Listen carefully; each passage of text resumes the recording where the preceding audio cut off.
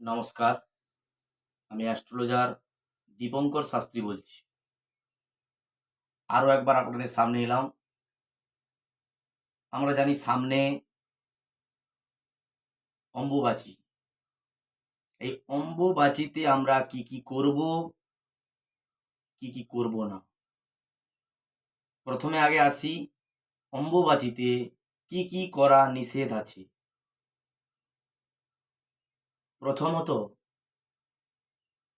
অম্বুবাচীতে আমরা সব সময় জানি আষাঢ়ের 7 তারিখ থেকে আষাঢ়ের 10 তারিখ এই 3টি দিন, অর্থাৎ 7 তারিখে প্রবৃত্তি থেকে শুরু করে একেবারে নিবৃত্তি পর্যন্ত এই যে 3টা দিন, এই 3টা দিন খুবই গুরুত্বপূর্ণ দিন, যেটা আমরা মায়ের রজস্বলা হিসাবে চিনি এই 3টি দিনকে। তো এই 3টি দিন আমাদের কি কি করা উচিত নয়। প্রথমত, যেহেতু রজস্বলা মায়েদের হয়, তো তাই আমরা মাটি কর্ষণ কোনোভাবে করব না এই 3 দিন। অর্থাৎ মাটির কোনো কাজ আমরা করব না। চাষাবাদ হোক, মাটির বাড়ি বানানো হোক, কি মাটির কোনো জিনিসপত্র বানানো হোক, কোনো রূপ আমরা কিছু করব না মাটি দিয়ে। দ্বিতীয়ত, এই 3 দিনের মধ্যে আমরা কোনো গৃহপ্রবেশ, বিবাহ বা যে কোনো শুভ কাজ আমাদের করা যাবে না। তৃতীয়ত, আমরা জানি অনেকেই আমাকে প্রশ্ন করবেন এই ভিডিওটা দেখার পরে, যে কোনো কোনো বছর যখন রথযাত্রার উৎসব এই 3 দিনের মধ্যে পড়ে, তাহলে সেটাও তো একটা শুভ কাজ।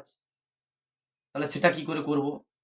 শাস্ত্রে বলা আছে ভগবানের এক রূপ হচ্ছে জগন্নাথ। তো ওটাকে আমরা শুভ কাজ যদিও বলি, কিন্তু নিত্য নৈমিত্তিক হিসাবে আমরা ওই রথযাত্রাটাকে মানি। এই জন্য রথযাত্রা তার নিয়ম মাফিক এবং তার কিছু নিয়ম শৃঙ্খলা মাফিক কিন্তু আমরা রথযাত্রা করি, উৎসব পালন করি। এবং সর্বশেষ যেটা আমরা খুব গুরুত্বপূর্ণ বিষয়, এই 3 দিন বাড়ির বাইরে বিশেষ কাজে ছাড়া, খুবই গুরুত্বপূর্ণ খুবই দরকারি কাজ ছাড়া বেরোনোর কোনো দরকার নেই।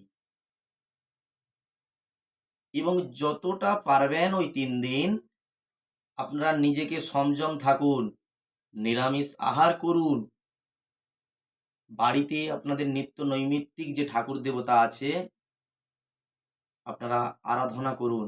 দেখবেন বিভিন্ন দিক থেকে আপনারা বিভিন্ন সমস্যা থেকে আপনারা মুক্তি পাবেন। নমস্কার।